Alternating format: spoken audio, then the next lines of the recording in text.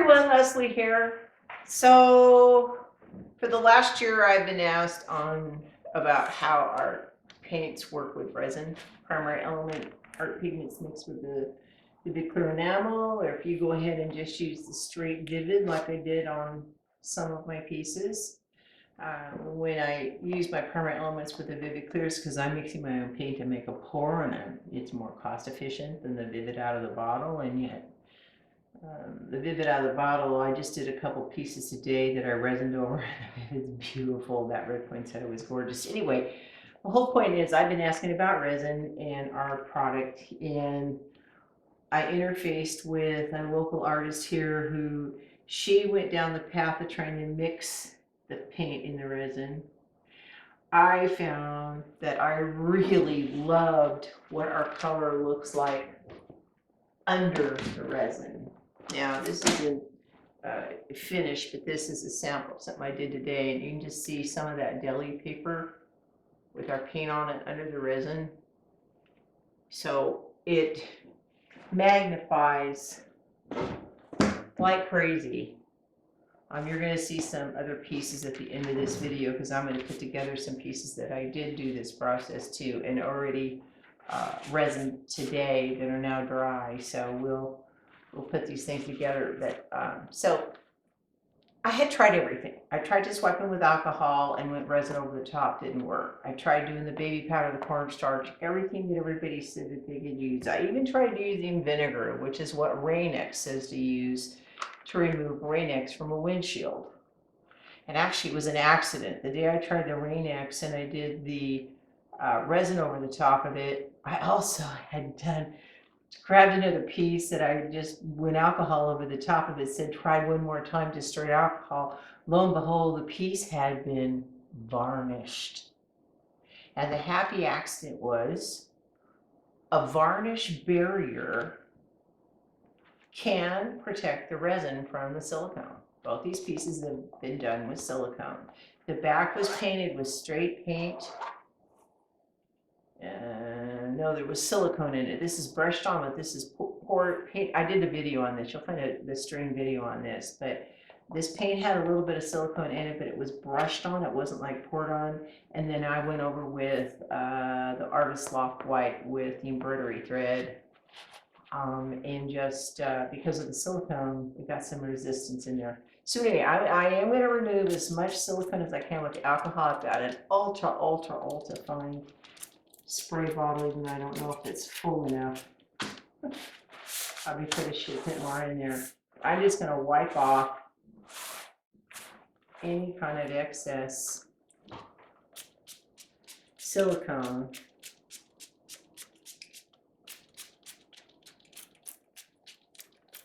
I'm going to spray this next piece too, give it a chance for the alcohol to do its thing. Might as well remove as much as we can. Give the varnish a chance to do a better job. So I am removing the silicone. Don't worry if a tiny pin of paint comes off. Water, alcohol does have a percentage of water, whether it's 97% alcohol, 3% water. The most common alcohol you have in your house is 79% alcohol to water. So it's not going to hurt anything. A little tiny bit of color comes off, you're fine. Okay. We just want to get that silicone off, whatever we can. Okay, now I am literally using, yes, I am literally using liquid varnish. I should have said right out of the gallon. Okay, and I went down the road of getting nice fancy lacquer brushes. Had a friend recommend getting the thinnest possible brushes you can find. Thin meaning flat. This is actually a varnish brush.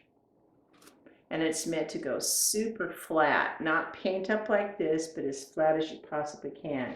The only thing is this still got me some brush strokes. I don't have anything bigger than these, But you know the big wooden, I ran out of the larger ones, the ones that have the large sponge and the wood handle, no streaks. Love this thing. Absolutely love it. But I don't have any large ones here. So the other option would be to try to find a really fine sponge that's similar to this foam. Something about that fine foam sponge does not leave brush strokes in your varnish. But I think I can get away with both of these if I do this right. Now, there is a trick to this. First of all, I'm using the Liquitex varnish because it's already juicy. It's thinned down to the perfect consistency, okay? A lot of people use ultra thick for their work when they're just going to do a varnish.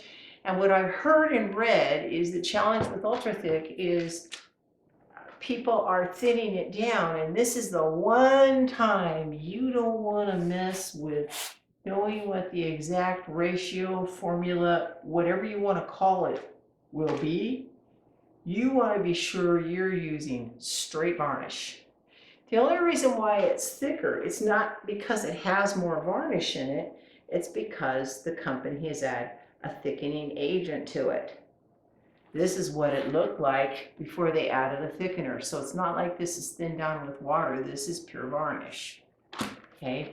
Now I applied the same theory as you do when you're doing crackle. You apply crackle in one direction. Now, what does that mean? Let's see, get this in view here.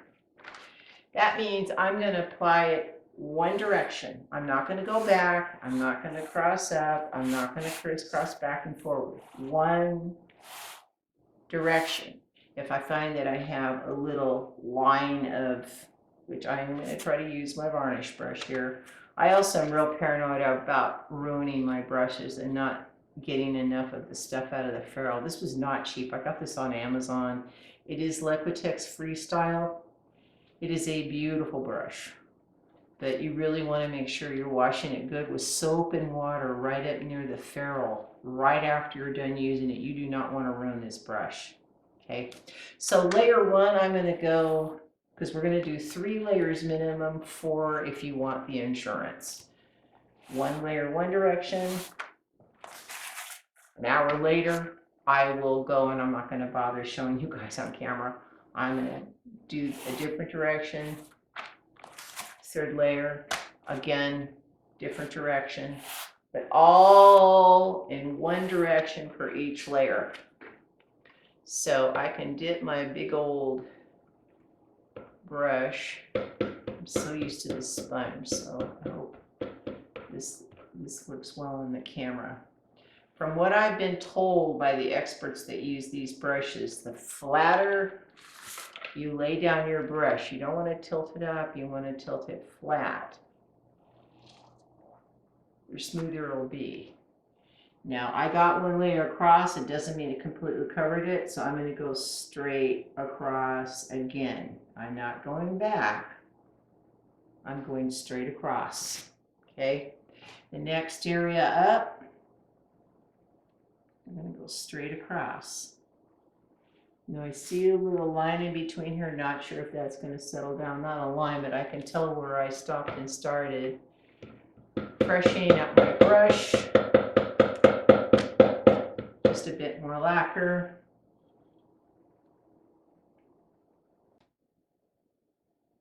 So it's after 1 to 2 hours, I'm going to go in a single direction again. You can just simply turn it or think of left to right, layer 1, top to bottom, layer 2, however you want to do it. You're weaving a varnish barrier, okay? That's how it works. That's how I got it to work. And it's the same thing with crackle. For some reason, when you're doing a crackle barrier or texture on something, don't know if you've ever done that before, you're supposed to apply your crackle in a single layer if possible in one single direction. same thing. I'm gonna do the same thing on this one. No different. Brush laying slightly flat, as flat as I can get. It's almost the handle is almost touching the canvas, and I'm just dragging the varnish across. Ooh, that came out pretty nice. I can even see the silicone, if that's what's causing it. I'm seeing a little texture in it. Of course, this particular piece, I laid the paint rather heavy on the background.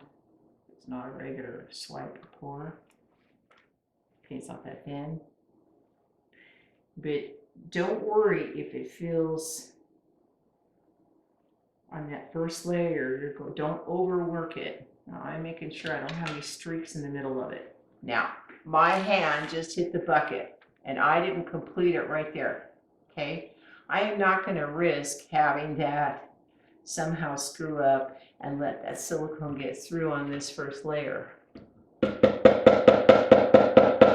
So I'm actually, because I skipped it, I know this is OCD, I'm going to go right over in that one area again while it's sopping wet and make sure I have a smooth, clean barrier all the way across, okay? I will show you in the next section of some pieces that I've already varnished and quickly how I put the resin on top, and we got no pitting. And then you will see a final of what they look like after they're dry. See you in a bit. Bye. So I'm back. I've got 3 pieces that I have lacquered. Let's set up for, at least a week they've cured. This is that one, I think this is day 5, day 10 video, the one I did the video on.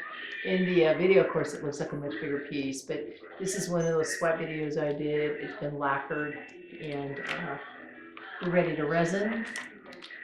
I'm using our resin, which is poured by volume. I'm going to do the fill line up to the fill line. It's not by weight. You do not need a scale to mix art resin. We're going to do a pool in each of the center of them. I'm going to torch the center of them, pull them out. I'm very excited about this piece, by the way. I just wanted to point this out. This was I think this was a dirty pour. I was trying to repeat something that Karen Goodrich had done.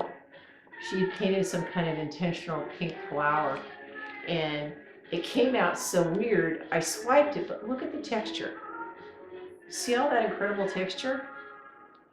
Under the resin, it's gonna look like an iridescent, shimmery brocade because the colors here are absolutely brilliant. This one that you're looking at was also a dirty pour that I ended up swiping. And as I stated earlier, let's see if I can get all 3 of these in the camera.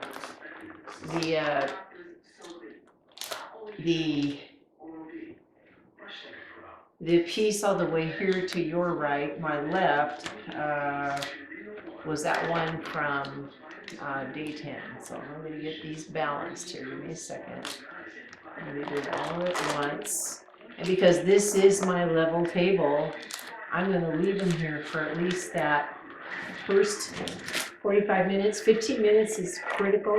This is still kind of sticky because I just did another resin on this thing. This is painter's plastic that I'm working on, what you can get at Home Depot, right, to cover your floors when you guys are painting. So I'm going to mix my resin up. I'll be right back. So just to recap, these are previous pours or swipes. Silicone was used. What I did was I did what's called a barrier varnish, and when I applied it, I'm going to show you, you'll see a little brief description, but basically the varnish was put in one direction, let it dry, another direction, let it dry, creating a barrier. You don't want to go back and forth. You go back and forth, you're still going to move the silicone around. So watch that section about the varnishing. But here we are. I've got my resin ready to roll. I'm going to pour hope I got enough made. I'm going to pour a dollop in the middle of these first 2 here.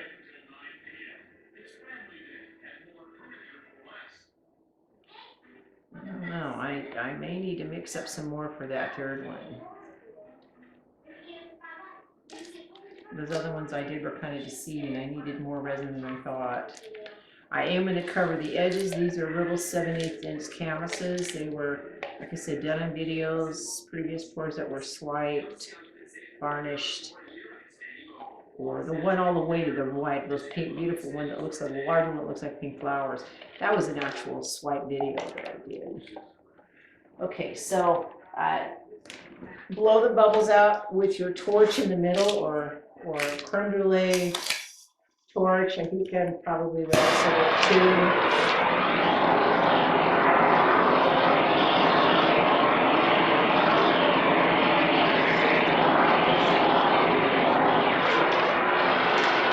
Apologies for the noise.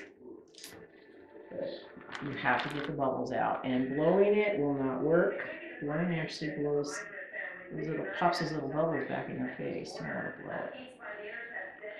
I wish there was some way I could tilt this so you guys could see how this is already starting to look. The thing about our paint line, they all have, almost every color contains something called refractive mica. It doesn't sit on the surface and reflect like a mirror. It refracts, so that means you get colors bouncing, kind of like how a quartzy crystal works. Some of the colors under resin will give you an appearance of dichroic glass, okay? Definitely the minerals and micas we put in here to create these effects are coming up. And the hot pink and the blue and the green and the turquoise. This is not just us putting a little mica on top. These are actually made with primary element art pigments, which is a dry paint pigment, a new category, something you won't find in Dick Blick or any of these other online companies. They don't have a category for a dry paint pigment. We've kind of stepped out on our own and made it. So this hot pink, this hot green, this turquoise that you're seeing, this is our actual dry paint pigments that have minerals and mica added to them, that have been mixed in our vivid clear enamel, which is an acrylic and water-soluble enamel, but you can put it in a high gloss polymer, like Golden makes a high gloss polymer. But it's kind of incredible that the colors that you're seeing are our paint. They are not mica. It is not Liquitex.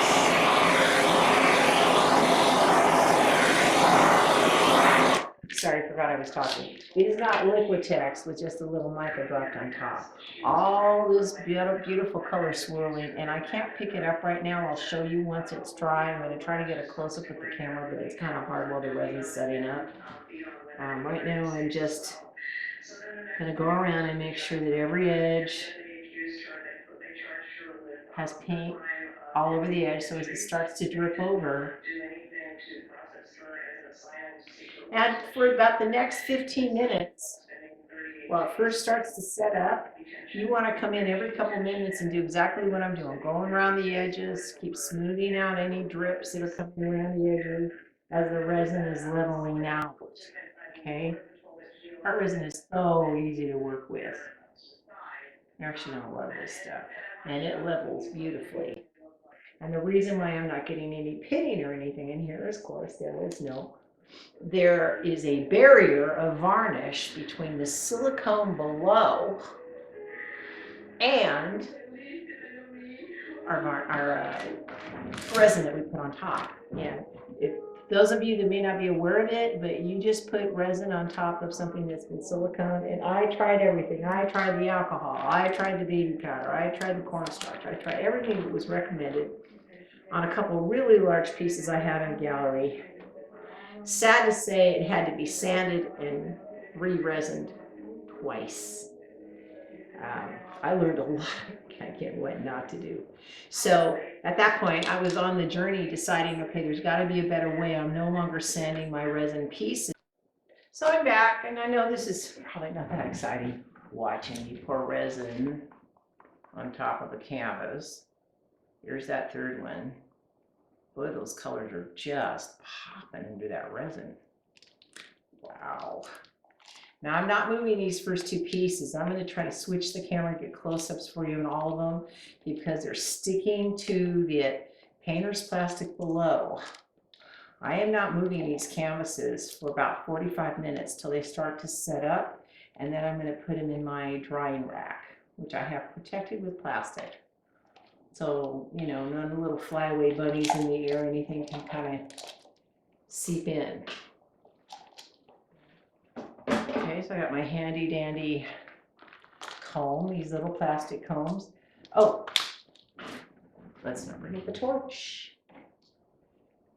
And it looks like, no, this is what's causing that glare. Something from above. It's causing glare. Give me a second for you guys. Let's see if I can get that all the way out. There we go. Okay. Now we're going to do the torch on this last one.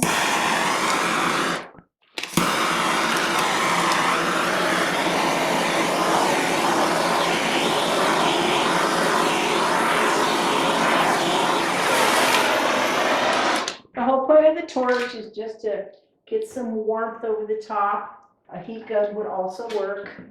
You don't have to have a torch, but you want to blow up the bubbles, because the last thing you want to do is have to sand and do a second layer if you can at all avoid it when you're resining. So I'm going to comb this out to all four edges like I did the other two. I think I'm not going to run out on this one because I used the same amount that I used on those first two. I mixed it for just this one. I have a feeling I'm going to get better coverage.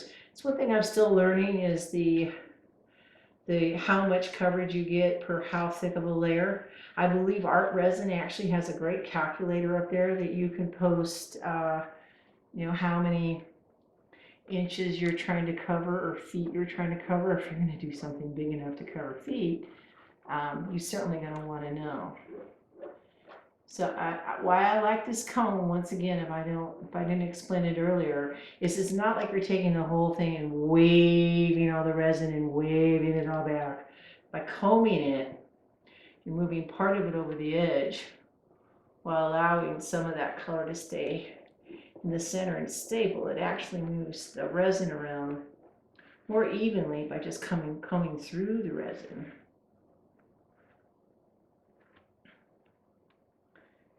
So I know this is the most exciting part, and most of this people don't show on videos.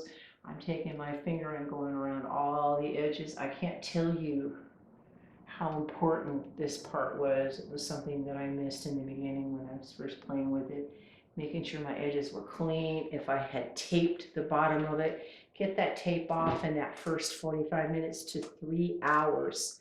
The reason why there's a 3-hour window to put a second layer of resin on without having to resand. So anywhere from 45 minutes to 3 hours, you're pretty safe to get tape from the side or tape from underneath removed. After that, you're in deep doo-doo. Excuse my French. I ended up having to take a file and filing off the tape. Like I said, I could tell you things not to do. All right, this looks like this is beautifully covered. It does have a little bit more resin on the other ones than these other two, but I see no pitting from the silicone. Once again, this is a swipe done with black Artist Lock paint over primary elements mixed with Vivid Clear enamel, our ColourArte paints with silicone. This is the dirty pour with silicone I ended up swiping. And this was a sort of a dirty pour. I was trying to do this pink flower thing with all this green, and I didn't like how it was going, and I swiped it. And I absolutely love what happened to this because the paint created this brocade look. Now, once they're completely dry, which will probably be in the next 8 to 10 hours, I'll be able to come back and show you the finished pieces and what they look under the light. So stay tuned. So I want to thank you for joining me for this. I still have my lacquered pieces sitting here. These are the ones that I had previously lacquered that we did the video on with the resin. I'm loving what's going on with that orange over the green and the stargazer over this green here. This is the day 10 video that I did, that swipe. Also a silicone resin, no pitting. Beautiful, smooth as glass. And here was a dirty pour that I did that I ended up swiping over the top. Again, had a ton of silicone in it, no pitting at all, came out beautiful. So now you know how to do resin over silicone with no pitting. Thank you for joining me. Have a good day. Bye.